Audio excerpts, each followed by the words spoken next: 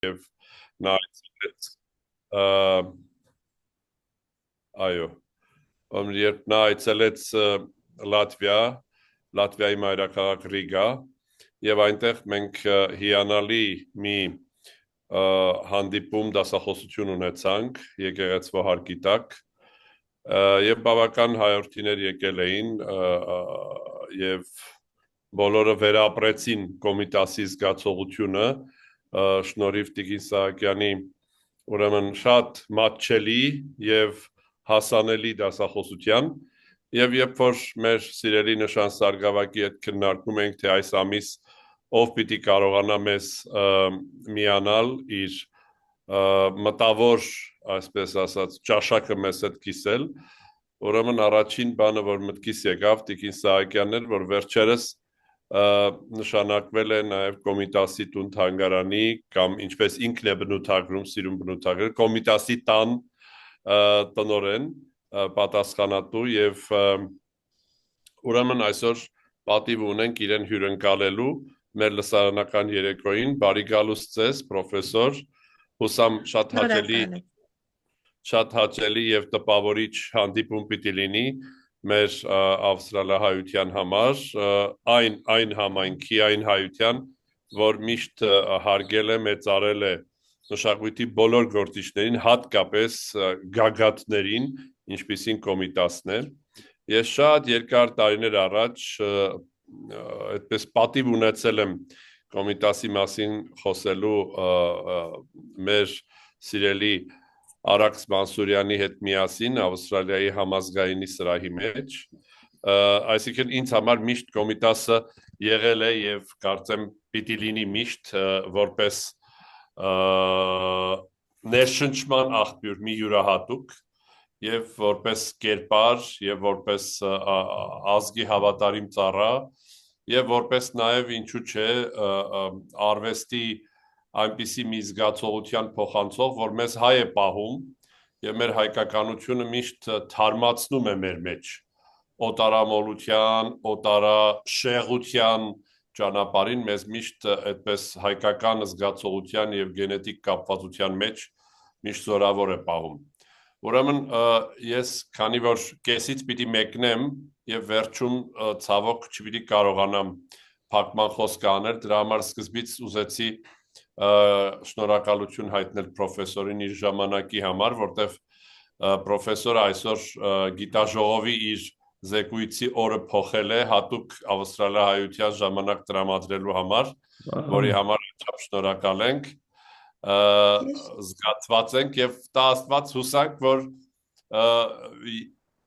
եթե ես մի օր հասնեմ օֆլայն Ավստրալիա, ձեզ էլ հրավիրենք, որ դուք էլ օֆլայն հասնեք Ավստրալիա եւ մենք միասին մեր սիրելի հայրենիների հետ միասին ուրեմն կենթանի ձևով ապրենք եւ ապրեցնենք Կոմիտասին։ Լավ, ուրեմն աղոթքով սկսենք, երկար չեմ ուզում խոսել, ավելի խոսքը ուզում եմ տալ Տիկին պրոֆեսոր Սահակյանին։ Լավ, աղոթքով սկսենք ուրեմն։ Օրհնյալ Տեր մեր Հիսուս Քրիստոս ամեն Հայր մեր, որ հերկից ես Սուրբ Եղիցի անուն քո, եկես ցե արքայություն քո, եղիցին կամք քո, որպես հերկինս եւ հերկրի, ըսհաց մեր հանապազորդ դուր մեզ այսօր, եւ թող մեզ սպարտիս մեր, որպես եւ մեկ թող մերոց պարտապանած, եւ մի տանիրս մեզ ի փորձություն, այլ փրկյազ մեզի չարե, զիքոյի արքայություն եւ զորություն եւ փառք հավիտյանս ամեն, իմաստություն հոր Հիսուս դուր մեզ իմաստություն, ըսբարիս խորհել եւ խոսել եւ գործել առաջի քո ամենայն ժամ, իչար խորհրդոց, ի բանից եւ ի գործոց փրկյազ մեզ եւ ողորմյա քո արարածոց եւ ինձ բազմամեղիս ամեն։ Աստված մեր գործը հաջողցնե։ Սարգսակ ամեն խոսափողը։ Ռամեցեք Շնորհակալ եմ շատ, անչափ այս օրհնությամբ, այս բարի խոսքով մուտք գործել բոլորովին ուրիշ մայրցամաք, որտեղ ապրում են այսքան հայեր, եւ շատ պարտավորեցնող է ձեր առջև ելույթը, որովհետեւ այն կղզյակը, որից դուք հեռացել եք, շատ հեռու է Հայաստանից, բայց այստեղ դուք պահում եք մշակույթը մեր, պահում եք մեր լեզուն, պահում եք մեր եկեղեցին, որի մեջ կենտրոնանում են իմ վերը թվարկածները։ Եվ իհարկե մշակույթ, եկեղեցի, հայ, այս բոլոր իմ ասած բառերի մի ամբողջությունն է նաև Կոմիտաս վարդապետը, որի մասին այսօր ես մի քիչ կխոսեմ ձեզ հետ, թեկուզ 1 ժամով տեղափոխվենք Կոմիտասի աշխարհ, որը ազգային արժեք է մեզ համար, Կոմիտասը, ում մասին ավելի շատ է գրված, քան Մեսրոպ Մաշտոցի։ Այո, ես պատիվ ունեմ հիմա գտնվելու Կոմիտասի տանը եւ ինձ լսող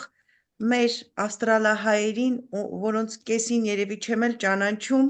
պարզապես հորդորում եմ, երբ լինեք Հայաստանում, գաք Կոմիտասի տուն, մենք հավաքվենք նաև Կոմիտասի տանը։ Ինչու է Կոմիտասի մասին այսքան շատ ասվում, ինչու է Կոմիտասը մեզ համար այսքան հարազատ, այսքան խորհրդանշական, այսքան մոտ եւ ինչու է նրա ճակատագիրը այսքան մեզ բոլորիս մոտ։ Այս հարցերի մասին պիտի խոսենք, մի քիչ էլ պիտի ներկայացնեմ անծանոթ Կոմիտասին, որովհետև վերջերս հենց Կոմիտասի թանգարան ինստիտուտում ձեռքս ընկան որոշ նամակներ Վիլժուիֆից, Կոմիտասի կյանքի վերջից կամ,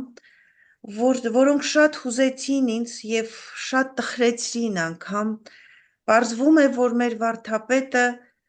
շատ է չարչարվել մահանալուց առաջ, չարչարվել է ֆիզիկապես, ունեցել է հիվանդություններ, մարմնական հիվանդություններ նաև, եւ այս չարչարյալի նահատակի կերպարը մի քիչ ավելի ինձ մոտեցրեց Կոմիտասին, քան նաև մոտեցրեց էլի, որ այն ափսոսանքի զգացողությունը, որ այդքան հիվանդ է եղել մարմնապես, երիկամային անբավարարությամբ, սրտային անբավարարությամբ, որ այտուցվել է, որ չի կարողացել քայլել, որ նայում ենք այդ բժշկական փաստաթղթերն ու նամակագրությունը բժիշկների, հասկանում ենք, որ սա իսկապես նահատակ է, նահատակ հայ ժողովրդի մեծ նահատակներից մեկը։ Ինչու է նրա ճակատագիրը մեզ այսքան մոտ, ձեզ այդքան մոտ, ծնվել է էլի հայրենիքից հեռու, ապրել հանուն հայրենիքի, ապրել հայրենիքի համար եւ իր վախճանը գտնել էլի հայրենիքից հեռու այս տառապանքների մեջ։ Կոմիտաս վարդապետի կյանքը սկսվել է Թուրքիայում կամ Օսմանյան կայսրության մեջ։ Սկսվել է Քյութայիայում, որտեղ արգելված էր հայերեն խոսելը։ Հայերեն խոսելու համար լեզուն կտրում էին։ Բնականաբար Կոմիտասը չէր կարող խոսել հայերեն, բայց երգել կարող էր։ 16 տարեկան էր Թագուհի Հովհաննիսյանը, նրա մայրը, գորգագործուհի։ Այ որ լինեք Կոմիտասի տան, ես ցույց կտամ այն միակ գորգը, որը մնացել է հիշատակ նրա մորից։ 16 տարեկանում է մահանում մայրը, երբ Կոմիտասը դեռ բոլորովին երեխա էր։ Հետո հայրը կմահանա, երբ Կոմիտասը 11 տարեկան էր։ Քյութայիայում Կոմիտասին բոլորը ճանաչում էին իբրև ձայնեղ մի պատանու փոքրիկ երեխայի, որդուկի, որը նույնիսկ փափուկ տեղ չուներ նստելու իրենց գյուղական կամ գյուղաքաղաքի դպրոցում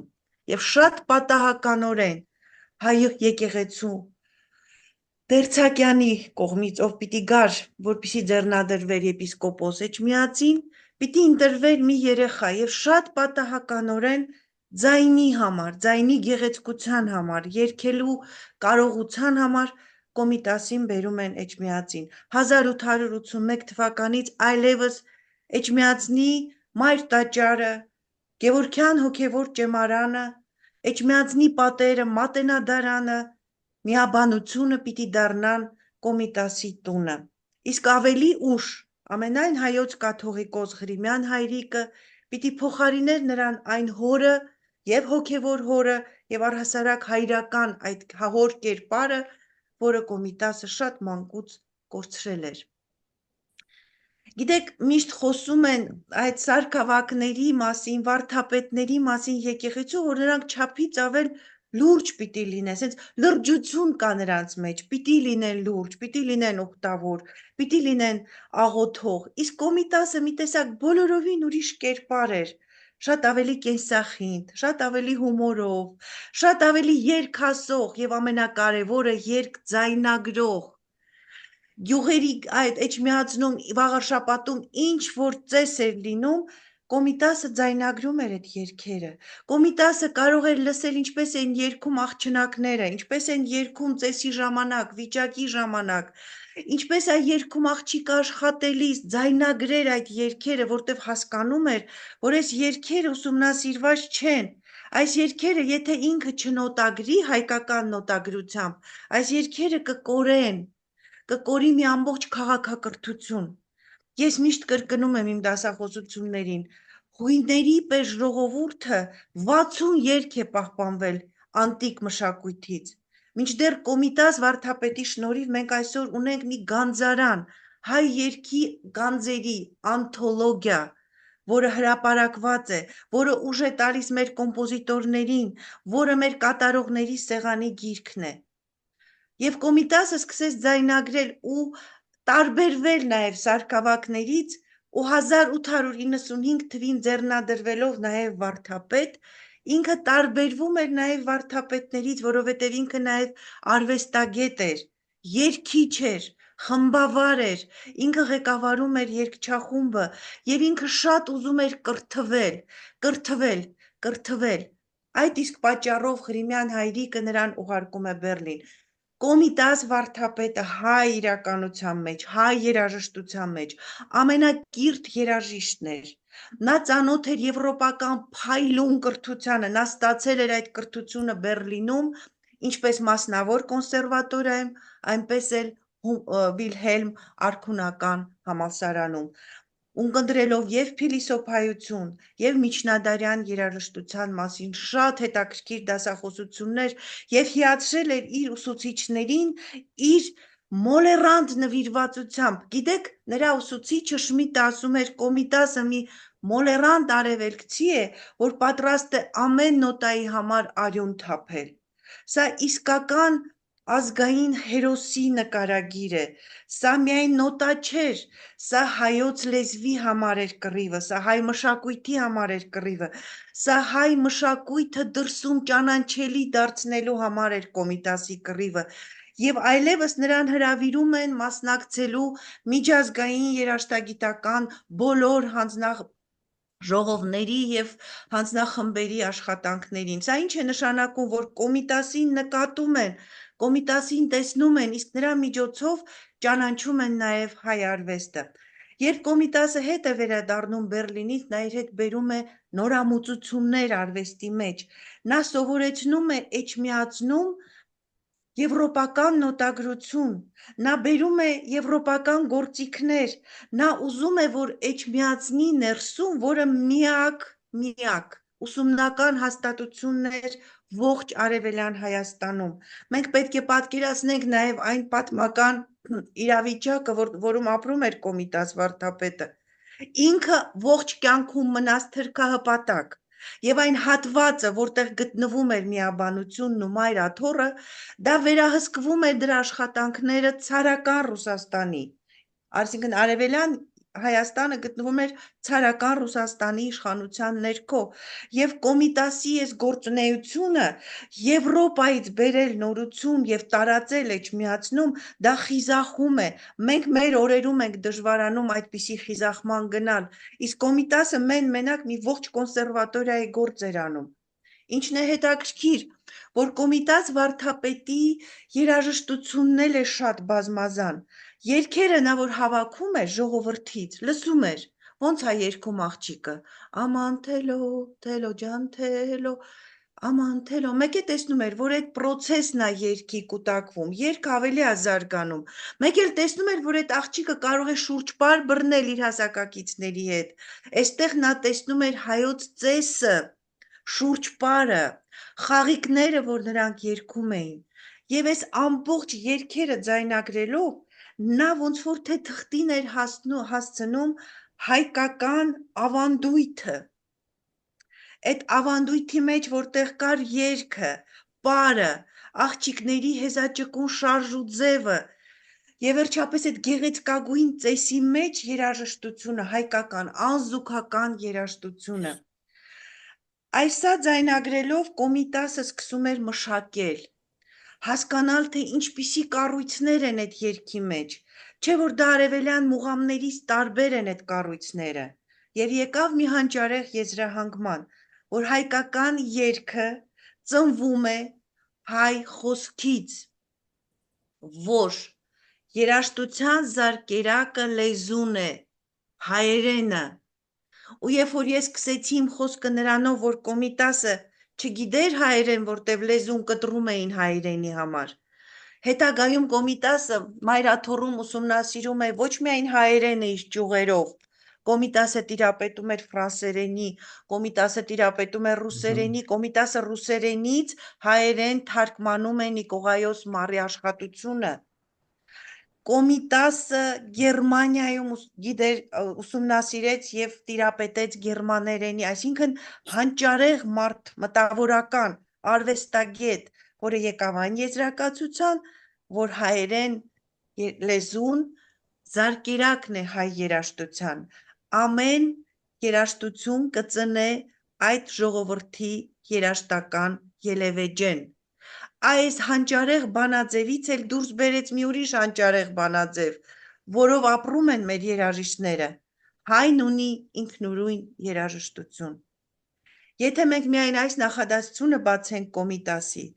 ապա աշխարհում նա հոդված էր գրում այդ իմ նշած լեզուներով եւ ասում էր հայը,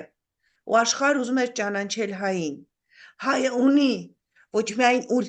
ունի քաղաքակրթություն, այլև ինքնուրույն երաժշտություն, և այդ ապացուցելու նպատակով Կոմիտասը սկսեց շրջել ողջ աշխարհում, Եվրոպայում, առաջին հերթին,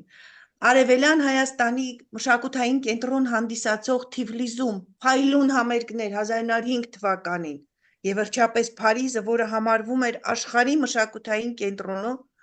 և որտեղ գրվել էր հանրագիտարան, որտեղ որևէ խոսք չկար հայ երաժշտության մասին, Լավինյակի կողմից։ Այդ հանրագիտարանում Կոմիտասի դասախոսությունների և համերգների շնորհիվ ակնարկ է գրվում նաև հայ երաժշտության մասին։ Սխրանք էր սա մեկ մարդու կողմից գնալ Փարիզ, մտնել ֆրանսիական բարձր մտավորականության և արվեստագետների շրջանակ, ծանոթանալ Ռոմեն Ռոլանի հետ, ծանոթանալ Կամիլ Սեն-Սանսի, Շարլ Կյոկլենի, Ամեդե Գաստուեի հետ, լինել շրջանակում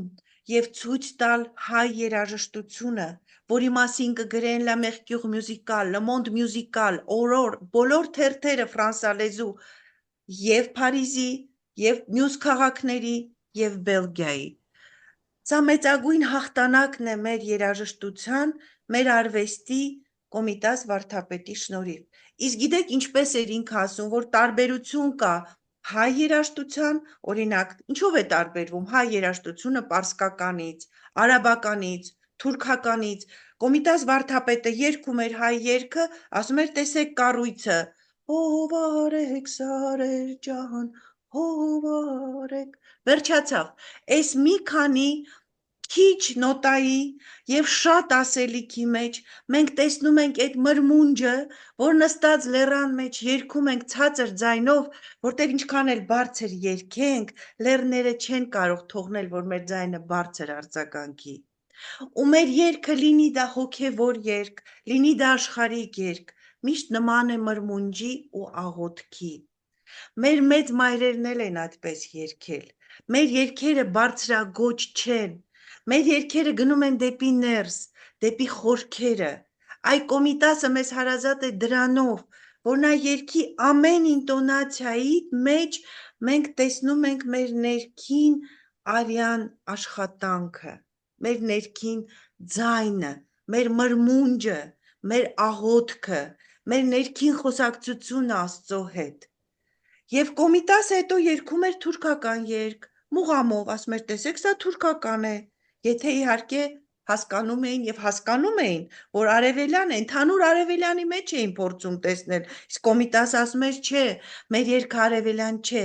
ոչ արևելյան է, ոչ արևմտյան, հայկական, որովհետև հայերենը ոչ հնդեեվրոպական լեզվախմբին է, բայց արևելյան լեզու չէ, հետևապես մեր երաժշտությունն էլ է այդպիսին։ Ու այս հայն ունի ինքնուրույն երաժշտություն, բանաձևը, թեզը, սիմվոլը դարձավ նրան կյանքին ուղեկից եւ բոլոր եվրոպական ուղևորությունները նրա Ժնև, Լոզան, նա գնաց Իտալիա, Հռոմ եւ Պիուս 10-րդ պապը նրա առջեւ բացեց արխիվներ աշխատելու համար։ Այսինքն ինքը Կոմիտասը արդեն քայլող մի երաշտանոց էր, որը մի նպատակ ուներ՝ տարածել, հաստատել հայ երաշտության եւ հայի ինքնությունը։ Գիտեք, երբ Կոմիտասը վերադառնում է 1907 թվականին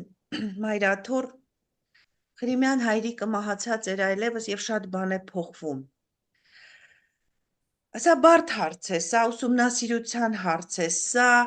ժամանակաշրջանը ճիշտ հասկանալու հարց է, բայց մի բան աներկբա է, մի բան անվիճելի է։ Կոմիտաս վարդապետը երբեք տարաձայնություն չի ունեցել մեր եկեղեցու եւ նրա լուսավոր հայրերի հետ, ընդհակառակը։ Ղրիմյան հայրիկը, Մաղաքյա Օրմանյանը նրա համար այն լուսատուներն էին, որոնք մշտապես ուղեկցել են նրան կյանքի դժվար պահերին։ Հնարավոր է, որ Կոմիտասը ունենար տարաձայնություն հետադիմների, կղերականների հետ, ովքեր չէին հասկանում նրա արվեստի եւ նրա գործունեության ողջ խորությունը,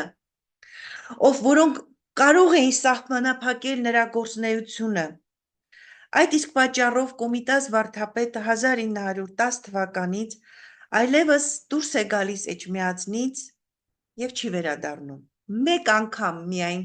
13 թվականին շատ կարճ այցով գալիս է եւ հետ է գնում Թուրքիա կամ Օսմանյան կայսրություն, ասենք։ Ինչու՞։ Ուզում եմ իմանանք անծանոթ Կոմիտասի հետ կապված, որ Կոմիտասը միշտ դժվարություն ուներ փաստաթղթեր ունենալու։ Այսինքն, եթե ինքը պիտի գար, ուզում էր գնար օրինակ Մոսկվա կամ Սանկտ Պետերբուրգ համերգների, ինքը չէր կարող դա անել, թույլտվություն պիտի ստանար ցարական իշխանությունից։ Ինքը օսմանահպատակ էր։ Այդպես էլ չդարձավ ռուսահպատակ ինքը։ Կոմիտասը, եթե ուզում էր համերգներ կազմակերպեր արդեն Ղրիմյանից հետո, եւ գնար մեկ այլ երկիր, նույնիսկ գնար Թիֆլիս կամ Բաքու, դա նույնպես դժվարություն էր առաջացնում։ Կոմիտաս վարդապետը Գարեգին Լևոնյանի հետ, իսկ Գարեգին Լևոնյանը նրա ընկերն էր, Աշուղ Ջիվանու որդին է, դեպ ասեմ, եւ Գարեգին Լևոնյանին է խնդրում, որ երբ գնում են Թիֆլիս, թույլ տա ձայնագրել հորը, Աշուղ Ջիվանուն, եւ երկու ձայնագրություն ունի Աշուղ Ջիվանուց Կոմիտասը։ Այնպես որ Կոմիտասը աշուղական երգել է լավ իմացել։ Ինչևէ, Կոմիտասը ուզում էր Գարեգին Լևոնյանի հետ Էջմիածնում կամ Վաղարշապատում բացեր գեղարվեստ ամսագիրը։ Եվ երբ գրում են ցարական կառավարությանը, այնտեղից մերժում է ստանում։ Գիտեք ինչ բովանդակությամբ մերժում, որ քանի որ Վաղարշապատը գյուղ է, գյուղերում մամուլ չի կարող լինել։ Եվ երկրորդը, հրատարակիչներից մեկը օսմանահպատակ է։ Այս արգելքները եղել են միշտ Կոմիտասի համար։ 1909-10 թվականներից Կոմիտասը, իմիջիայլոց ասեմ, որ ոչ մի բան հենց այնպես չէր ձեռնարկում։ Կոմիտասի բոլոր համերգները, բոլոր բանախոսությունները, բոլոր հրապարակումները եղել են նպատակային, ծրագրավորված, մշակված, ինչը բնորոշ էր նրա կերպարին։ Նա շատ կարգապահ էր։ Նա կարող էր վազվզել մանուկների հետ, խաղալ նրանց հետ, բայց երբ որ հավաքում էր նրանց փորձի, համերգի փորձի, երբ որ երգչախումբ էր կազմում նրանցից, նա միշտ կոկիկ էր, միշտ հավաքված էր, շատ լուրջ էր ու շատ խիստ։ Դա Կոմիտասն էր։ Եվ 1909-10 թվականներից Կոմիտաս վարդապետը մտածում է կոնսերվատորիայի մասին։ Այս միտքը նրան հանգիստ չի տալիս։ Նա նամակագրությամբ հասկանում ենք, որ նամակներ ունի Փարիզի հետ կապված, բայց վստահ չէ Փարիզի մեր հասարակության վրա։ Անշուշտ Մանթաշյանն այլևս չկար, եւ 1904 թվականի այդ եկեղեցին Փարիզի Սուրբ Մկրտիչ եկեղեցուն վկայություն կա, որ նույնիսկ լաց է եղել Կոմիտասին լսելով Կոմիտասի երգը։ Թիֆլիսի քաղաքենի հասարակությունը նույնպես չէր կարող օգնել օսմանահպատակ Կոմիտասին։ Եվ վերջապես պատմությունից մենք գիտենք, որ 1908 թվականին իշխանության եկան Իթիհադ Վեթերաքե, այսինքն առաջադիմություն եւ միություն երիտթուրքական կուսակցությունը, որը իբր ազատություններ է տալիս ազգային փոքրամասնություններին։ Կոմիտասը շատ լավ գիտեր քաղաքական իրավիճակը, Կոմիտասը շատ լավ գիտեր քարտեզագրություն, Կոմիտասն ինքն էր հավերժի ճամփորդ։ Եվ Կոմիտասը որոշում է գնալ Պոլիս։ Ինչպես ասում էի սուլթանների մայրաքաղաքը, որը բացել էր դռները, եւ թուրքական ասացվածքին համատարիմ թշնամուտ պետք է գրկելու համար պետք է գրկես։ Բացես թևերդ։ Կոմիտասը գնաց եւ ասեմ ձեզ, որ գրկաբաց ընդունեցին նրան պոլսեցիները։ Իմիջիայլոց ոչ միայն հայ մտավորականությունը, հայ առաջադեմները, այլ նաեւ թուրքական վերնախավը։ Կոմիտասի կյանքի շրջանը վերջին, չնայած ասեմ, Կոմիտասը մահացել է 66 տարեկանում։ Ստեղծագործական շրջանը ընդամենը եղել է 15 տարի։ Ախ, որքան եմ ես ափսոսում այդ թղթերը նայելուց, ամեն նամակի մեջ, ամեն հիվանդության հետ, ուզում եմ հասկանալ, ինչու պիտի կոտրված լիներ Կոմիտասի դաստակը, ինչու պիտի բորբոքված լիներ Կոմիտասի մարմինը, ինչու պիտի ունենար այսքան անբավարարություն, միայն կարող եմ այսպես սիմվոլիկ բացատրել սրտի անբավարարությունը, դա հայրենիքից հեռու լինելն էր, դա ստեղծագործելուց հեռու լինելն էր, դա եկեղեցի չմտնելու կարողությունն էր, դա աղոթք չանելն էր հայ առաքելական սուրբ եկեղեցում։ Մնացած մյուս հիվանդությունների պատճառը ես էլ բժիշկ չեմ կարող բացատրել եւ չեմ կարծում, որ Կոմիտաս վարդապետին միայն բժիշկներով կարելի է օգնել ու բացատրել։ Այստեղ կարոտը, մորմոքը, վիրավորանքը, չհասկացված լինելը շատ ավելի ուժեղ էին, քան մարմնական այդ բոլոր վնասներն ու ախտերը, որ ուներ վարդապետը։ Ինչևէ, Կոմիտասը հաստատվում է եւ ինչպես ասում էր Սիրունին, եկավ մեր արվեստի փառքն ու փսակը, միջև Կոմիտասի գալը մենք չգիտեինք, որ ունենք երաժշտություն։ Կոմիտասը եկավ բարենորոգելու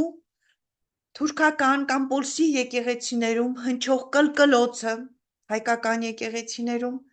Կոմիտասը եկավ դասավանդելու Պոլսում, եւ այդ դպրոցները, որտեղ նա դասավանդում էր, իհարկե կցված էին եկեղեցիներին, դա կեդրոնական վարժարաններ, դա Էսայան վարժարաններ, դա Պերպերյան վարժարաններ, հավաքագրում էր այնտեղից աշակերտ եւ աշակերտուհիներ։ Ես այստեղ ուզում եմ, որ մենք մի հատ էլ անծանոթ Կոմիտասին ծանոթանանք։ Կոմիտաս վարդապետը առաջին հզոր գործիչն էր, որը կարողանում էր երգչախումբ կազմել, բաղկացած 300 հոգուց, որի գերակշիռ մասը օրիորդներ էին։ Մենք հասկանում ենք, ինչ է 1910-12 թվական դարասկիզբ, երբ որ Եվրոպայի նվագախմբում դեռևս արգելված էին աղջիկները, երբ որ եվրոպական երգչախմբերում դեռևս աղջիկներ չկային, եկեղեցում առհասարակ առ այսօր արգելված է մուտքը երգչախումբ։ Եվ Կոմիտասի մասշտաբները, որ նա կարողանում էր եւ հայկական մտավորականությունը, հայ ընտանիքի առաջադիմությունը, որ թողնում էր իր մանկահասակ օրիորդ աղջկան, երգչախմբով գնալ, ենթադրենք Պոլսից Ալեքսանդրիա, Եգիպտոս, Կահիրե, հա, Կոմիտասի հանդեպ վստահությունը, Կոմիտաս մանկավարժի առինքնող, հմայիչ կերպարը, որ կարողանում էր այդքան մարդ հավաքել եւ օրիորդների ձայները համարում էր գեղեցկագույնը։ Իդեպ Կոմիտասը կանանցի երգեցողությունը միշտ համարել է ամենամաքուրն ու բնականը, գիտեք, եւ մտածում էր նա եւ ճիշտ էր մտածում, որ արտտնին երգերը, այսինքն օրորոցային երգերը, դրանք հնարավոր չի կրկնել, որ կինը երգում է իր սրտից, իր հոգու խորքից, երգում է հանկարծաբանորեն եւ երկրորդ անգամ նույն ձևով չի կարող երգել, եթե խնդրես, որ կրկնի, որտեվ դա խոսք է իր որդու, իր զավակի հետ, որովհետև կինը երգում է իր երազանքներն ու ցանկությունները, իր իդեալը հաղորդելով իր զավակին։ Այս երգերը Կոմիտասը ձայնագրում էր իբրև գոհարներ, եւ սրանք իրապես հայ երաժշտության գոհարներ են, ինչպես մեր աշխատանքային երգերը։ Մեր աշխատանքային երգերը հենց հողի հետ կռիվ տալու պահն է, ռանչպարի, գյուղացու հողը փորելու, քարից հաց քամելու պահն է։ Լավ կհասկանաք դուք մեր հայրենակիցներ, ինչ է նշանակում նաև օտար հողում հաց քամելը։ Եվ այս հայի մեջ նստած հողի հետ խոսելու հնադարյան ավանդույթը չի կարող նորից ցնցվորը կամ լծկանը, որ լծում է իր գոմեշներին զույգով, որ տանեն եւ խնդրում է, ասում է, հոլ արա Եզո ջան, խնդրում եմ, կռիվ է տալիս, որ հաց քամի, որ իր սերունդը ապահովի։ Այս երգերն էր Կոմիտասը վերցնում եւ համարում էր, որ կանանցի երգերը նախ կանայք երգում են ամբողջ կրծքավանդակով, կոկորդայինը քիչ է եւ երգում են շատ բնական ու անմիջական։ Այս երգեցողության մեջ էր Կոմիտասը տեսնում հայ ժողովրդի պատմությունը, հոգեբանությունը, Հայաստան դրախտավայրը։ Եվ օրիորդներից նա կազմեց օրիորդներով եւ պարոններով կամ երիտասարդներով իր նմանը չունեցող աննախադեպ երգչախումբ Պոլսում 300 հոգուց բաղկացած եւ այդ երգչախումբը կոչեց Գուսան։ Երբ Կոմիտասին հարցնում են, ինքն է պատասխանում, որ Գուսան կոչել է նշան հարգանքի եւ երախտիկի Գողթան գավառի գուսանների, իսկ Կոմիտասի տոհմը սերում էր Գողթան գավառի Ցղնագյուղից։ Գողթան գավառը, Գողթնը, հռչակված էր իր վիպասաններով եւ երգիչներով, դեռ Մովսես Խորենացին, Մովսես Քերթողահայրն է գրում հայոց պատմության մեջ, որ Գողթն գավառը հռչակված է իր երգիչներով եւ գուսաններով։ Առաջին կին կոմպոզիտորը Խոսրովի դուխտը հենց Գողթնեցի էր, Վահան Գողթնեցու քույրը, որի եղբորը Վահանին սպանում են 7-8-րդ դարի մասին եմ ես խոսում, երբ որ Եվրոպան գաղափար չուներ, որ կինը կարող է լինել երաժիշտ, եւ նա շարական է գրում ի հիշատակ իր եղբոր։ Այս գավառից է սերվում, իդեպ ասեմ, ոչ միայն Կոմիտաս վարդապետը, այլև Արամ Խաչատրյանը, նա էլ Գողթն գավառի Ազագյուղից էր։ Եվ այսպիսով Գուսան երգչախումբը 300 հոգուց բաղկացած, որը Պոլսի ամենալավագույն համերգասրահներում, Պտիշանում, Ձմեռային պալատներում եւ ոչ միայն թուրքական վերնախավի, այլև Պոլսում կենտրոնացած Բանկալքյո թաղամասի վրա գտնվող լիցեյների, եկեղեցիների, հյուպատոսարանների դեմքերի առջև հնչեցնում էր հայ երգը։ Այստեղ էլի ծանոթ ու անծանոթ Կոմիտասի հետ կապված ասեմ։ Առաջինը Կոմիտաս վարդապետն է, որ բեմում հնչեցրել է հայ հոգևոր երաժշտություն։ Առհասարակ հոգևոր երգը հնչում է միշտ եկեղեցու ներսում։ Բայց հակառակը երբեք չի արել, այսինքն եկեղեցում աշխարհիկ կամ ժողովրդական երգ երբեք չի հնչեցրել։ Բայց հոգևոր երգը հանել է բեմական դաշտ, բեմական կյանքով ապրեցրել, որ աշխարհը ճանաչեր մեր եկեղեցու գանձը, մեր եկեղեցու հոգևոր երաժշտությունը։ Երաժշտություն, որ ստեղծել էր Մաշտոցը, երաժշտություն, որ ստեղծել է Նարեկացին ու Շնորհալին, եւ այդ երաժշտությունը, որ հնչում էր, թվում էր, թե այդ տոնական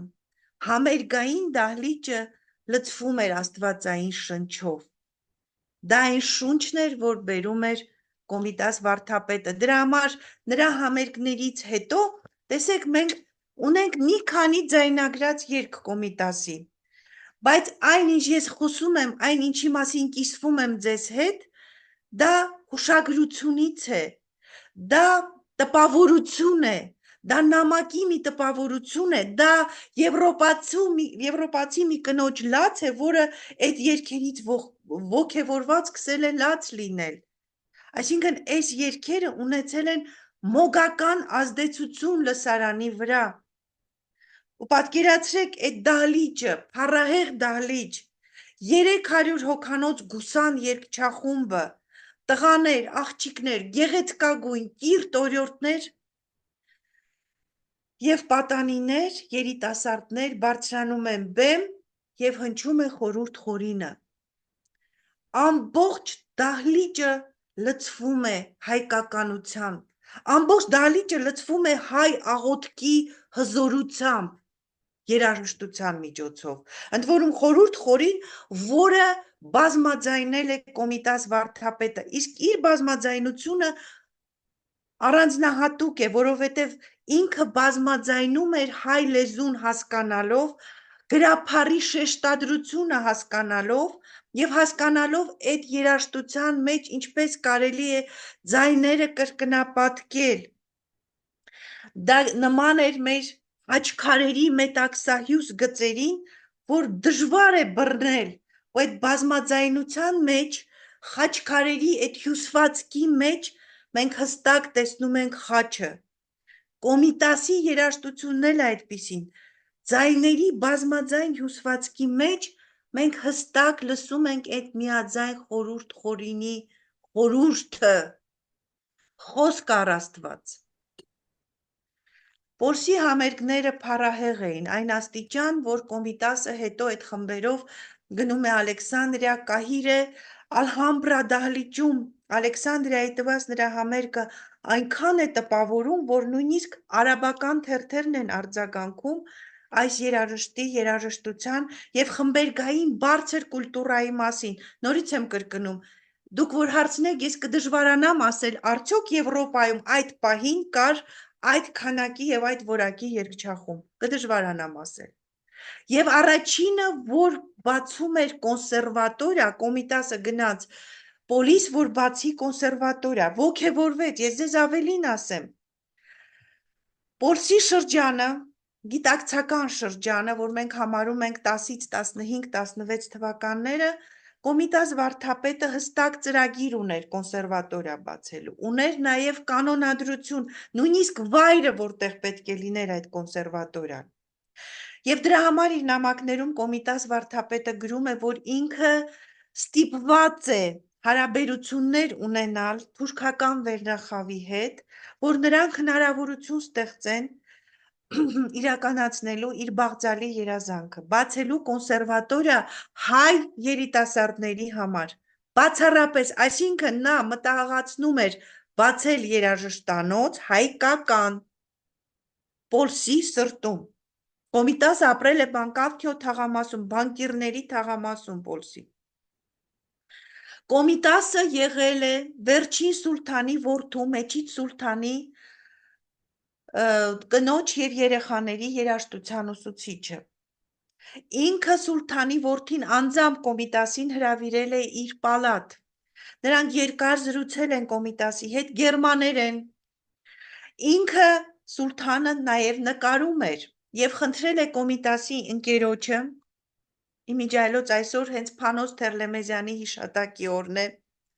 խնդրել է, որ դուք միասին եք ապրում, կարող է Փանոսը գալ և տեսնել իմ նկարները։ Փանոս Թերլեմեզյանը երկրորդ այցին Կոմիտասի հետ գնում է և չի հավանում սուլթանի նկարները։ Դե դա Փանոս Թերլեմեզյանին բնորոշ էր։ Դա նույն նկարիչն է, որը 1915 թվականին պիտի մասնակցեր Վանի ազատագրմանը, ազատագրական շարժմանը։ Ինչևէ, Կոմիտասի սուլթանի արարողապետ Ճենանի բեյը Կոմիտասի մշտապես հրավիրում էր որևէ արարողություն կազմակերպելու, երբ որ բարձրակարգ հյուրեր էին գալիս, թագավորներ, իշխաններ, դեսպաններ, մշտապես Կոմիտասին էին հրավիրում, որ նա կազմակերպի երաժշտական բաղադրիչը, ասի ինչ նվագեն, ինչպես նվագեն։ Կոմիտասի սիրած կոմպոզիտորներից էր Շուբերտը։ Նա հաճախ էր ինքը երգում Շուբերտ իր երգերից բացի և նաև խորհուրդ տալիս պալատում, այսինքն առաջին անգամ թուրքական պալատում, որ նվագեն Շուբերտ Կոմիտասի հորդորով։ Կոմիտասը համագործակցում էր նաև Թուրք օջախ կազմակերպության մշակութային հասարակական կազմակերպություն էր, բայց հիմա ասում են, որ դա նույնիսկ լոժա էր անդամների հետ։ Համդուլա Սուփի բեյը, որ արդյունաբերական պալատի ղեկավարն է, Կոմիտասին առաջարկում է աշխատել իրենց համար, այսինքն հավաքագրել թուրքական երգեր, և նրանք հնարավորություն կտան Կոմիտասին իր բոլոր ծրագրերն իրականացնելու։ Ինչի համար ստանում է կտրուկ մերժումը Կոմիտասի, որ ես ձայնագրում եմ բացառապես հայերեն երգեր, ես այդ երգերը ձայնագրում եմ Արևելյան Հայաստանում, իդեպ ասեմ, որ Կոմիտասն իր բոլոր երգերը ձայնագրել է Արևելյան Հայաստանում և արևելահայ երգեցողությունը համարել է առավել մաքուրը։ Այ Կոմիտասի աշակերտները և մտերիմները, մասնավորապես Տիգրան Չիթունին, նրա աշակերտ Միհրան Թումաճյանը իր հորդորով ձայնագրություններ են արել Արևմտյան Հայաստանում։ Նրանք էլ հարաբերել են արևմտահայկական երգի գոհարները։ Կոմիտասը մերժում է Աբդուլլա Սուփի բեյին, որը զարմացած ասում է 800 տարվա պետություն ենք, բայց մեկ Կոմիտաս չունենք։ Կոմիտասը թուրք գրող բանաստեղծ Մեհմեդ Էմինի խնդրանքով նույնիսկ երգ է գրում նրա խոսքերով և իր նամակներից մեկում բացատրում այ անծանոթ Կոմիտասի նամակը։ Մարգարիտ Բաբայանին գրում է, որ Մարգո ջան, սա անում եմ, որպեսզի բացեմ կոնսերվատորիա, բացեմ երաժշտանոց, որովհետև շրջել եմ աշխարհով մեկ, տեսել եմ որքան ընդունակ հայեր կան, դրանց պիտի հավաքագրել գյուղերից, հետամնաց տներից բերել, ուսանել և ուղարկել Եվրոպա, բացել նրանց առջև աշխարհի դռները, սարքել Շահ Մուրադյանի պես երգիչ, որը Փարիզում է կրթվել, ու ի դեպ նույն հոգեբուժարանում է մահացել, ինչ որ իր ուսուցիչը։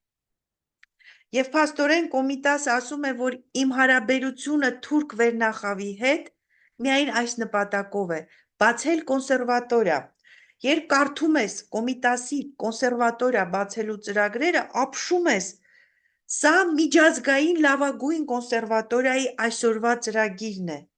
որտեղ պիտի ուսանեն առաջին հերթին աղջիկները, որոնք պիտի ունենան արտոնյալ վիճակ, ստանան բոլորը կրթաթոշակ, ունենա հրատարակչություն, ունենա անգամ թատրոն, որտեղ կիրթ ստեղծագործողների օպերետները բեմադրվեն։ Այսինքն սա ժամանակակից փառահեղ կոնսերվատորիայի մոդելն է։ Ինչևէ, բոլորս գիտենք հայտնի դեպքերը։ Կոմիտասի վերջին ելույթը Թուրք օջախում, ի դեպ Թուրք օջախում միայն ընտրյալներն էին, ոչ մի հայ չկար, գիտեք, երաժիշտ մանավանդ։ Վերջին ելույթը տեղի է ունենում ապրիլի 2-3-ին, 1915 թվականին։ 1915 թվականի արդեն ապրիլի 24-ին հայտնի եղեռնագործությունը և մտնում են Կոմիտասի տուն խուզարկելու իբր, որովհետև նա ապրում էր Փանոս Թերլեմեզյանի հետ և հնարավոր էր ազգայնականների հետ կապ լիներ, սա էլ կեղծ փաստաթղթեր Օսմանյան արխիվներում, որոնք լեցուն են, Կոմիտասին հանում են իր տնից։ Կոմիտասին աքսորում են Պոլսից դեպի Չանկր, Այաշ, դեպի Թուրքիայի խորքերը, բայց Կոմիտասը հայտնի դեմք էր, Կոմիտասը հայտնի երևույթ էր Պոլսի համար, Կոմիտասը Պոլսի գույներից մեկն էր, բնականաբար այսօր մեր ձեռքին են փաստաթղթեր, որ ոչ միայն Ամերիկայի հյուպատոս դեսպան Հանրի Մորգենթաուն է միջամտում, ի դեպ որի կինը Ժակլինը շատ սիրում էր Կոմիտասի երգերը, այլև միջամտում են ազգերի լիգայի անդամները Իսպանիայից, որոնք ունկնդրել են Կոմիտասին Փարիզում։ Նրանք գրում են Ալֆոնս Թագավորին տասերեկ, որ միջամտեք այս մարդուն հետ բերելու և Պոլսից հանելու, ափսոս է։ Այսպիսի հեղինակավոր մարդկանց միջամտությամբ Կոմիտասին հետ են բերում, ի դեպ Կոմիտասին բերում են Սուլթանի բժիշկ Վարամ Թորգոմյանի և նրա դեղագործի հետ միասին։ Կոմիտասը գալիս է մի քաղաք, որ այլևս նախկին Պոլիսը չէր։ Իր աշակերտները չկային։ Չքնաղ պատանիներ, ովքեր զարդարում էին գուսան երգչախումբը, կեսը ուղարկված էին պատերազմ, կեսը մորթված։ Չկար նույնիսկ բնակարանը, չկար ոչինչ։ Բնականաբար Կոմիտասի պես արվեստագետի համար ամեն հայկական մասունքի կորուստ, ուր մնաց մարդու կորուստ, ինչպիսի հարված կարող էր դառնալ։ Կոմիտասը փակվում է իր մեջ։ Աստվածատուր Հարենցը որոշում է նրան տանել իր ամառանոց, որը մեծ կղզում է գտնվում Բոսֆորի ափին, մի քիչ հանդարտվելու, հանգստանալու, ընտանեկան միջավայր գտնելու, այն ընտանիքը, որ երբևէ չունեցավ Կոմիտասը։ Նրա կնոջ Արուսյակ Հարենցի համար Կոմիտասը նորից գրում ու մշակում է Մշոր շորորը, նա դաշնակահարուհի էր և բավական շնորհալի։ Ընտանեկան միջավայրը ավարտվում է, Կոմիտասը լռում է, երևի լուռ իր մեջ աղոթելով, բայց հետո պարզվում է, որ Բժիշկ Թորգոմյանը որոշել է լրջորեն զբաղվել նրա առողջությամբ։ Կոմիտասը չուներ աշխատելու հնարավորություն։ Կոմիտասին տեղավորում են Պոլսում, Լեփե, ֆրանսիական հոգեբուժարան, զինվորական էր, բայց հոգեբուժարան էր։ Կոմիտասը այդ շրջանում ի դեպ խոսում էր թուրքերեն։ Նրանով զբաղվում է բժիշկ Օսման Ուզմանը, որը համարվում էր այդ տարածաշրջանի լավագույն հոգեբույժը։ Եվ հույն բժիշկ Գոնոսը, որի հետ նա շփվում էր, թուրքի հետ ոչ։ Բայց անգամ թուրք բժիշկը հասկանում է, որ այստեղ շիզոֆրենիայի կամ ծանր հոգեկան հիվանդության մասին խոսք չկա, եւ դիմում է Թալյատին անգամ, որ դուրս անեն այս մարդուն այս երկրից, այստեղ նա չի լավանա։ Թուրքերենը Կոմիտասի համար դարձել էր այն լեզուն, որով նա պաշտպանվում էր։ Իրեն թվում իր մանկության վախերն էին վերականգնվել։ 1919 թվականին Կոմիտաս վարդապետին տեղափոխում են Փարիզ։ Այս անգամ նա գնում էր ոչ թե համերգասրահներ նվաճելու, ոչ թե միջազգային գիտաժողովներում հայ երաժշտություն ներկայացնելու, նա գնում էր հոգեբուժարան։ Վիլևրար։ Դա լավ հոգեբուժարան էր, խնամքով, Կոմիտասը այնտեղ ուղղակի մնում էր։ Հետո խնամատար հանձնաժողովը հասկացավ, որ Կոմիտասը աղքատ է այլևս, և նրան տեղափոխեցին էժան ավելի,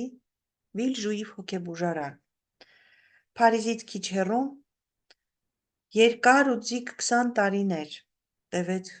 մեր մեծ վարդապետի մաքարման ճանապարհը։ Անլռելի զանգակատունը լռած էր։ Չկար իր հայրենիքը, չկար Հայաստանը, չկային երգող աղջնակներ, ում նա ձայնագրում էր։ Սառն էր միջավայրը, ի դեպ ասեմ, որ սա ոչ միայն հոգեբուժարան էր, այլև առհասարակ տկարամիտ մարդկանց համար էր նաև հիվանդանոց։ Բնականաբար Կոմիտասը պիտի լռեր։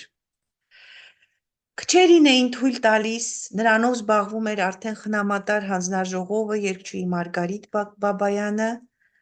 Վրամշապու Քիպարյանը, որը շատ ցավով էր հիշում այդ վերջին ապրած օրերը վարդապետի։ Գնում էին նրա մոտ հատուկենտ մարդիկ, Փանոս Թերլեմեզյան կամ Ղևոնդ Տայան, որոնց հետ նա կամ խոսում էր, կամ լռում էր, լռության ուխտ ուներ։ Այս շրջանը Կոմիտաս վարդապետի և մեր լռության շրջանը պիտի լինի, մենք էլ պիտի լռենք դրա մասին, քանի դեռ չունենք այն փաստերը, որոնք կստիպեն մեզ ավելի բարձրագոչ լինել։ Այսօր բժիշկները միանշանակ ասում են, որ նա խելագար չէր, այլ ունեցել է պոստտրավմատիկ պսիխոզ կամ պոստտրավմատիկ ստրեսային վիճակ։ Բնականաբար հետտրավմատիկ, այսինքն այն չանկրից, երբ որ նրան հետ բերեցին պոլիս, և այն իրավիճակը, որում հայտնվեց հայ մեծագույն արվեստագետը, օժտված այդքան մեծ խելքով, այդքան նուրբ հոգով, բնականաբար նա չէր կարող չունենալ այն հետևանքները, որոնք նրան հանգեցրին պարզապես քայքայման։ 1935 թվականի հոկտեմբերյան ցուրտ ցրտաշունչ Փարիզում հոկտեմբերի այդ օրը ցուրտ էր եւ առհասարակ ցուրտ է։ Հոկտեմբերի 20-21, այսինքն լույս 21-ի գիշերը Կոմիտաս վարդապետը կնքեց իր մահկանացուն։ Նրա շուրջն էին Մխիթարյան միաբանության միաբաններից մի քանիսը եւ նկարիչ Հարություն Աճեմյանը կամ Արիել Աճեմյանը, որը տեղում կհանի վարդապետի մահադիմակը։ Մահադիմակի բնօրինակը այսօր էլ գտնվում է Վենետիկի Մխիթարյան միաբանությունում։ Այդ օրը նրան հուղարկավորեցին հանդիսավոր կերպով Փարիզում, Ամեդե Գաստոեն, որը ասել եմ այդ անունը Ֆրանսիայում հիանում էր նրա դասախոսություններով եւ որը այդ պահին 35 թվին ֆրանսիական միջազգային երաժշտագիտական ընկերության նախագահն էր, կկարդա իր մահախոսականը հանդիսավոր,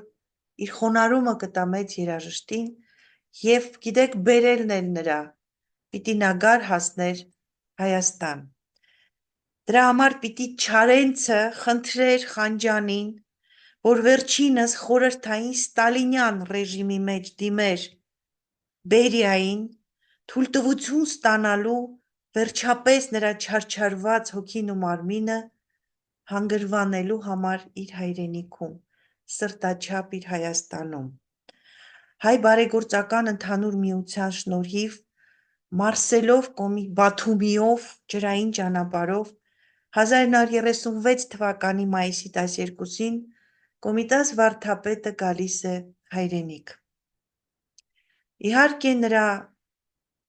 դագաղին առաջինը պիտի մոտենար Չարենցը, հիվանդ, դալուկ, Չարենցը, որը Կոմիտասին համարում էր իր հայրը եւ նրա մեջ միշտ տեսնում էր Աբգար Սողոմոնյանին, ոչ թե Սողոմոն Սողոմոնյանին, այլ Աբգարին իր հորը։ Մի քանի ամիս հետո Չարենցին էր ստալինյան ռեժիմը կհոշոտի բերդում։ Կոմիտասը եկավ Հայաստան Պանթեոնում եւ գիտեք ինչն է հետաքրքիր, որ Պանթեոնում թաղվեց եւ նրա շուրջ հավաքվեցին բոլոր մտավորականները։ Երբ ես մտնում եմ կոնսերվատորիայի լսարան, ես ասում եմ դուք գիտեք որտեղ եք դուք նստած։ Դուք նստած եք այն հաստատության մեջ, որի գաղափարի համար նահատակվեց հայ մեծերից ամենամեծը։ Եվ անգամ խորհրդային երկրում, երբ որ բացում էին կոնսերվատորիա, ոչ մեկ չվարանեց ասելու,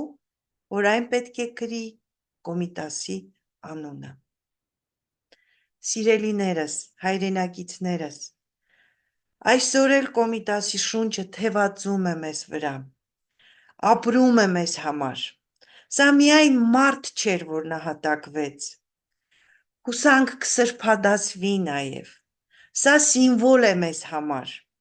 որ ուր էլ որ մենք լինենք, կռունկ երգի նման, մենք ունենք մեր հայրենիքը, սրտաչափ, միշտ սպասող,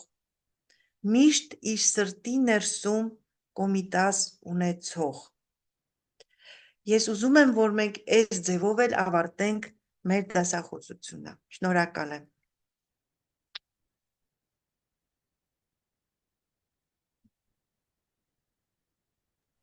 Եթե կան հարցեր, խնդրեմ։ Շնորհակալություն Դիգին ջան։ Զաքար Քեշիշյանը ուզեց հարցում հարցնել։ Լամեցեք պարոն Զաքար։ Ողջույն բոլորը, իմաստնավորի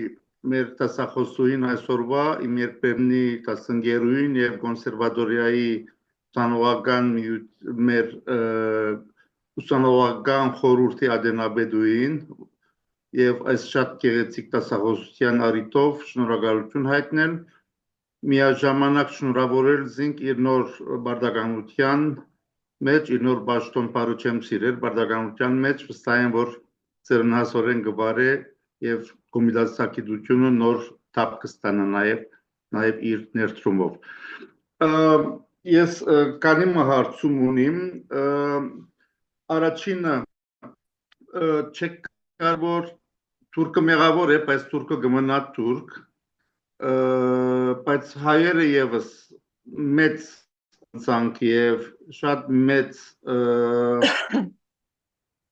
հաստողում ունին Կոմիտասի նկատմամբ զինքագին մեջ հասցնելու համար։ Երկրորդ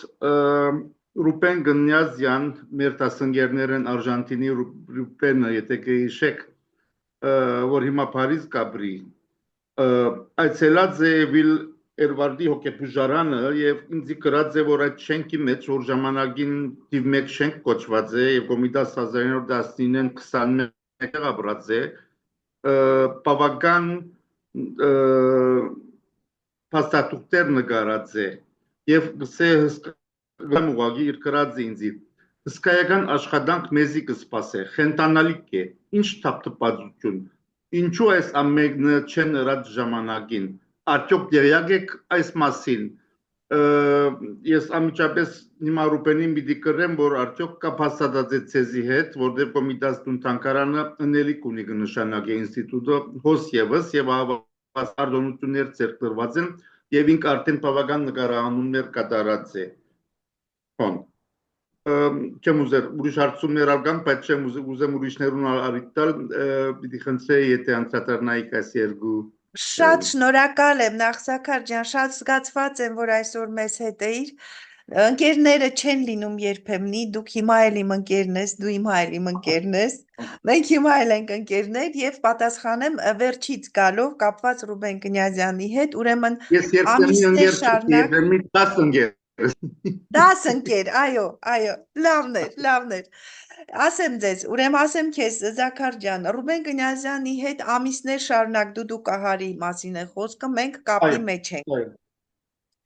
Ինքը ուղարկում է այնտեղից տվյալներ, ինքը կապվում է ինձ հետ, հիմա ես արդեն թանգարանիներն եմ ընդգրկել, որպեսզի մենք հասկանանք, թե իր ուղարկած փաստաթղթերը արդյոք այն նույն թղթերը չեն, որ մենք ունենք հիմա, որ մեզ բերել էր ժամանակին Կոմիտաս Գևորգյանը, ով ղեկավարում է Փարիզի եկեղեցու երգչախումբը։ Նա մեծ ֆոնդ է բերել Կոմիտաս թանգարան ինստիտուտ, որ այսօր ուսումնասիրվում է եւ դրանք հենց Վիլ Ժուիֆի եւ Վիլ Էվրարի նյութերն են։ Այնպես որ Կնյազյանի հետ մենք կապ ունենք, շատ սերտ կապ ունենք, իդեպ ասեմ, որ ինքը շատ երաժշտագետների է նաև գրում, բացի այն, որ Կոմիտաս թանգարանի հետ էլ կապ է պահում։ Դա մեկ, երկրորդը, ինչ վերաբերում է հայերին, շատ ցավոտ հարց ես տալիս, որովհետև այդ հարց ես միշտ շրջանցում եմ, ձեռքիս տակ ունենալով Կոմիտասի աքսորի ընկեր Արամ Անտոնյանի վկայությունները, ինչպես նաև որոշ թերթեր, որտեղ գրվում են նույնիսկ երիտթուրքական կուսակցության մեջ հայ դավաճանների մասին անուններ,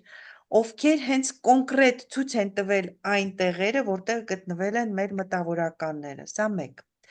Երկրորդը այ եկեղեցու հետ կապված հարցեր կան, որոնք դեռևս լուծված չեն, այսինքն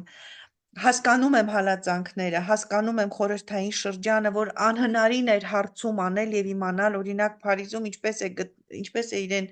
զգում իրենց միաբանը 17 թվից այս կողմ որևէ տեղեկություն չկա, այսինքն հոգևոր մայր աթոռը հարցում աներ, տեսնել ինչպես է միաբանը իր, չի եղել, որովհետև չի կարողացել լինել արդեն խորհրդային շրջանն է, սա երկրորդ վրիպումը, երրորդը, ինչ վերաբերում է Վարամ Թորգոմյանի և խնամատար հանձնաժողովի աշխատանքներին, սա նույնպես շատ իրարամերժ մի բան է,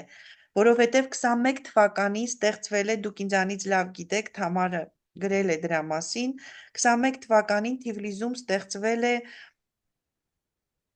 բանը, Կոմիտաս հանձնախումբ, Կոմիտաս ընկերություն Թիֆլիսում, որի մասնակիցներն են եղել Եղիշե Թադևոսյանը և Հովհաննես Թումանյանը նույնիսկ, Թոմաս Հարթմանը, Գուրջիևի աշակերտ, բայց դա շատ կարճ ժամանակում վերացել է, որտև խնամատար հանձնաժողովը ամեն ինչ ուզել է կենտրոնացնել իր մոտ և միշտ չէ, որ աշխատանքները հստակ է կազմակերպել։ Այո, կա նաև հայերի բաց թողումը, հայերի սխալ վերաբերմունքը, նույնիսկ դավաճանական վերաբերմունքը, որ առանձին խոսակցության նյութ է Զաքարջան։ Կա դա Կոմիտասի դեմ, Կոմիտասի հանդեպ։ Խնդրեմ, ես պետք է խնդրեմ, եթե հարցեր կան ինձ տակ արագ, որովհետև իմ ժամանակը մի քիչ սուղ է, ես նաև գիտաժողովի եմ հիմա շտապելու։ Լսում եմ հարցեր, եթե Ռամեցեք կան։ դոկտոր, անմյուտ եք։ Շատ շնորհակալ եմ ձեր ներկայացումին եւ կարճ ամփոփ պիտի չանամ 2010-ին Մոնրեալի մեջ Կանադա հոգեբուժ մնե որ անունը Ռիթա Սուլահյան Քյումջյան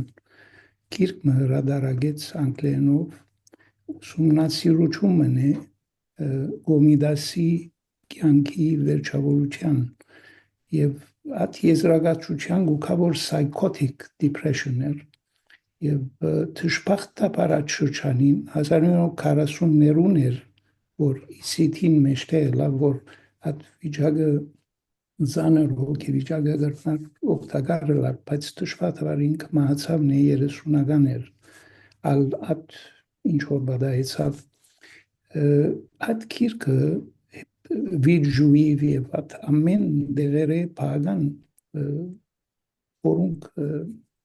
ուսումնասիրությունն է եւ որ համահայկական բժշկական ժողով կար անցամբ Ջանսա դոկտոր Վիտային որ մկիլ համասանի տասախոս էր այդ շրջան երկրորդը Կոմիդասի դարբեր կրությունները լան փանասիրություններ լան նամականի ասոնց քիրքեր կան որ հրադարակված են եւ ինչպես կարելի է ուսումնասիրությունները հանրության ներկայացնել շնորհակալություն Շնորհակալ եմ հարցի համար, դոկտոր, ասեմ ձեզ։ Ուրեմն առաջին Կոմիտասի հիվանդության առաջին ուսումնասիրողներ 90-ականներում Լուիս Ֆով Հովանիսյանը։ Այս տիկինը ապրում էր Ֆրանսիայում, այս տիկինը նույնիսկ գրել էր, որ Կոմիտասի հետ կապված իր ուսումնասիրության ամփոփագիրը պետք է բացվի Կոմիտասի մահից 150 տարի հետո։ Այստեղ սա մեզ համար շատ հետաքրքիր եւ տակավին մեր ձեռքը չեղող ուսումնասիրություն է։ Եթե այս ուսումնասիրությունը, այսինքն ինքը ֆրանսիական արխիվներում հրաշալիորեն տիրապետելով ֆրանսերենին, մասնագիտական ֆրանսերենին, ուսումնասիրել էր Կոմիտասի հիվանդության ողջ ընթացքը։ Երկրորդը, ինչ վերաբերում է Ռիտա Սուլահյան Կոյումջյանի գրքին, որին ծանոթ եմ, ոչ միայն գրքին եմ ծանոթ, այլև անձամբ Ռիտայի հետ եմ, նույնիսկ բանավիճել Բեռլինում, շատ իրարամերժ կարծիքներ կան այնտեղ, եւ ասելով, ես ինքս եմ ասել, որ հոգեթերապիայի հիմքում ընկած է անձնական զրույցը եւ ինֆորմացիան հիվանդից։ Եթե բժիշկը անձնապես հիվանդին չի ճանաչում եւ նրանից խոսքային տեղեկություն չի հավաքում, նրա ախտորոշումը չի կարող լինել 100%-ային։ Գոյություն ունի նաեւ Մելինե Գարագաշյանի գիրքը, որը Մելինե Գարագաշյանի ամուսինը Կոմիտասի հեռավոր ազգականն է։ Մելինե Գարագաշյանը նույնպես բժիշկ է եւ ուսումնասիրություն է արել այս 3 հիմնավոր գրքերն են բժշկագիտության մեջ նվիրված Կոմիտասի հիվանդությանը։ 3-ի հիմքում էլ ամենահավաստին միայն կարող է լինել Լուիս Ֆով Հովանիսյանինը, որի ամբողջ եզրակացությունը հիմնված է բացառապես բժշկական թղթերի վրա։ Այս ինչ ենք անում մենք, դուք ասեմ ձեզ, որ Կոմիտասի թանգարան ինստիտուտը ձեռնամուխ է լինելու կոմիտասագիտական ողջ գրականության թվայնացմանը, ինչի շնորհիվ այս գրականությունը հասանելի կլինի արդեն աշխարհին։ Մենք այդ գործընթացի մեջ ենք։ Շատ մեծ նյութ կա։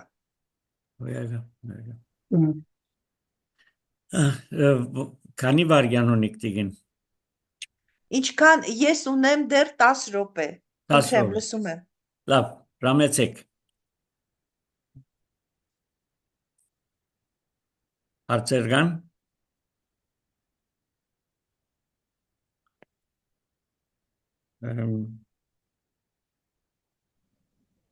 Ես կնամ հարցնել Գրնամ հարցում։ մախտանք բարձրացան Ռամեցեք, կներեք, Ռամեցեք Միշայ։ Լուսին կուզենայի բոլորս ունենանք Լուսինե Սահակյանի նվիրվածությունը Կոմիտասի գործին հանդեպ եւ հիվանդանոցային տարիները, որոնց ընթացքին վարդապետը դժբախտեր եւ ստեղծագործել եւ արարել եւ ստեղծել չեր գրնար այդ անձնականեն անտին կենտրոնանանք իր ժառանգության եւ իր ըրածին վրա նույն սիրով որ Լուսինե Սահակյանը ունի Շնորհակալ եմ, սիրելի Շաղիկ, ձեր ձայնը ես չեմ կարող շփոթել ոչ մի ձայնի հետ։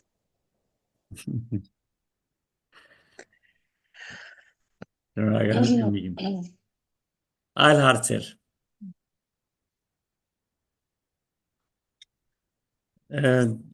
Դիգին մենք մշակված Կոմիտասի ստեղծագործություններն կամ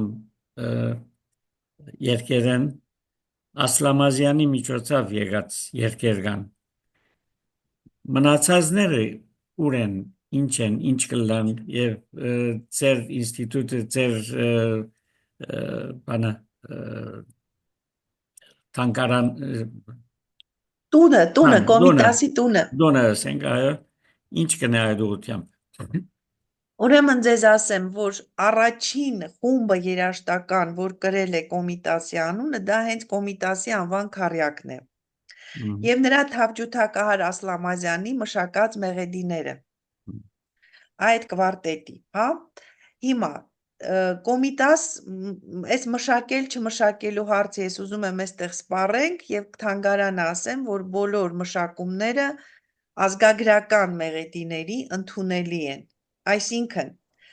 անշուշտ Կոմիտասի ստեղծագործությունը նորից մշակել անհնարին է, բայց իր գործերից բացի, որոնք շատ չեն, Կոմիտաս վարդապետը թողել է հսկայական ազգագրական ժառանգություն, այսինքն ժողովրդական մեղեդիներ, եւ դա թողել է հատուկ մշակելու համար։ Հայ կոմպոզիտորական նոր դպրոցը, չէ, Արամ Խաչատրյան, Առնո Բաբաջանյան, Ալեքսանդր Հարությունյան, սրանք ծանոթ անուններ են, չէ՞ ձեզ։ Այ Առնո Բաբաջանյանի եւ այդ հնգյակի ուսուցիչը Վարդգես Տալյանը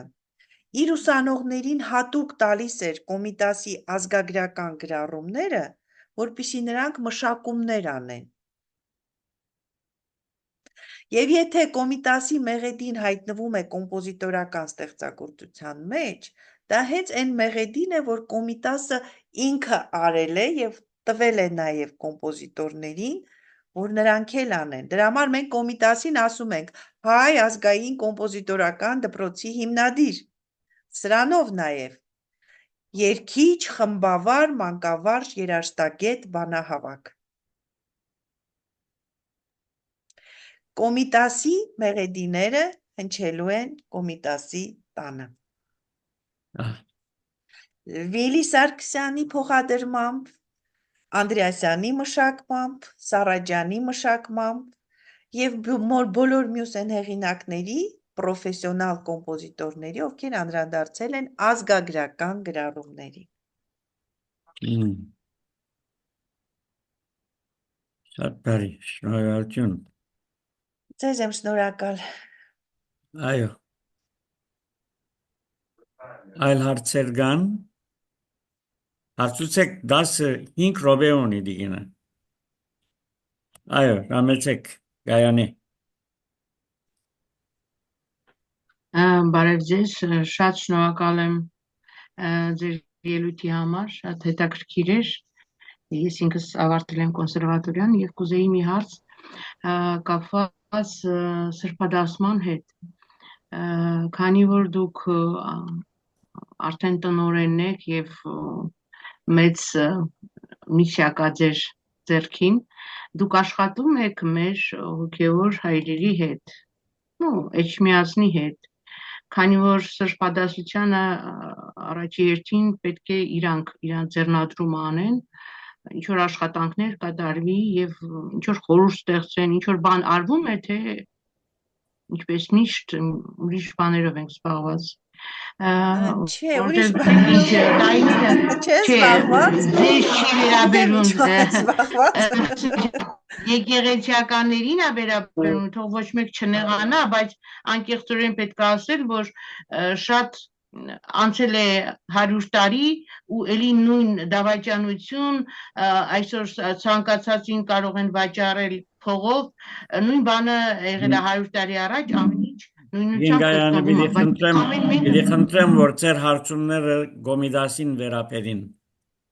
Ես ասում եմ, ես ձեզ հասկացալի ինձ կներեք ժամանակի սղության պատճառով, անշուշտ ես ձեր հարցին հիմա պատասխանեմ սիրով, ինչքանով որ կարող եմ։ Մենք ունենք գիտական խորհուրդ թանգարանում եւ գիտական խորհրդի անդամ է նաեւ Տեր Ասողիկը, որը Էջմիածնի Մայրաթորի թանգարանների նաեւ տնօրենն է։ Այսինքն մենք կապ ունենք միաբանության հետ, աշխատանքների հետ, ասեմ ձեզ, որ այնտեղ իրեր կան նաեւ ինչ որ առարկաներ կան Կոմիտասի հետ կապված, այնտեղ ասելիք կա։ Ինչ վերաբերում է սրբադասման եւ մեր անելիքների հետ։ Սա բարդ հարց է, որովհետև ինչքանով որ ես խոսել եմ դեռ, իրենք ունեն իրենց փաստարկները,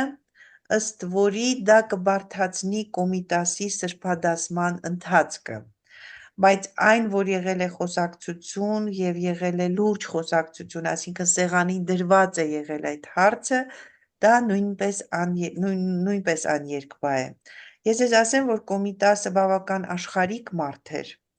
եւ աշխարհիկ կյանքով ապրող մարդ էր նաեւ եւ նրա այդ գնալը Էջմիածնից եւ նրա նամակները նաեւ Մաթեոս Իզմիլյան կաթողիկոսին, այսինքն իրենք ունեն իրենց աշխատելավոճը եւ իրենց փաստարկները, որը մենք պետք է դեռ լսենք, իսկ այն, որ այնտեղ աշխատանք տարվում է։ Սա իմ նախնական պատասխանն է ձեզ։ Գրնամ հավելում մնել Լուսինե ջան, եթե թույլ տա։ Խնդրեմ Զաքար ջան։ Կոմիտաս վարդապետ ճիշտ է 35 թվին մահացավ, սակայն խորքին մեջ ինքնահատակ է 1915 թվականի ցեղասպանության։ Մեր եկեղեցին սրբատասած է մեր 1.5 միլիոն նահատակները, որոնց մեջ կա Կոմիտաս։ Գիտես Զաքար ջան, ես իրեն մի տեսակ ողջերի մեջ եմ միշտ տեսնում։ Միշտ տեսնում եմ տենց կենսուրախ, որտեվ նրա երաժշտության մեջ այնքան կենսահաստատ ուժ կա, որ չեմ ուզում որ նահատակվի էլի, գոնե այդ մեկին թողնենք մեզ։ Անշուշտ, համամիտ եմ։ Ապրեցնող է երաժշտությունը։ Ես շատ շնորհակալ եմ հարգարժան լսարանին։ Ես բարին եմ մաղթում բոլորին, չգիտեմ ժամային ինչ գոտիներում ենք մենք, բայց ես ուրախ եմ, որ էլի մեր սիրուն լեզվով խոսեցինք եւ խոսեցինք մեր փառահեղ հոգեվոր արժեքի եւ ազգային արժեքի մասին։ Շնորհակալ եմ։ Եթե հարցեր չկան, բարյավ մնանք։ Շատ շնորհակալ եմ դին։ Իրավես պարոն Զաքար, որ սավ ինքը տասնգեր է, դուք հիմա 40 նոր ընկեր ունիք, Զաքարնալ հետը։ Շնորհակալ եմ, զգացված եմ, օվկիանոսներից են կողմ, այդ կղզու, մեծ կղզու վրա ես ընկերներ ունեմ, շնորհակալ եմ։ 40-ն ավելի, այո։ 40-ն ավելի, շնորհակալ եմ, սերմերն են, լավ եղեք, հաջողություն։ Եղավ, ցտեսություն։ Ցտեսություն։ Լավ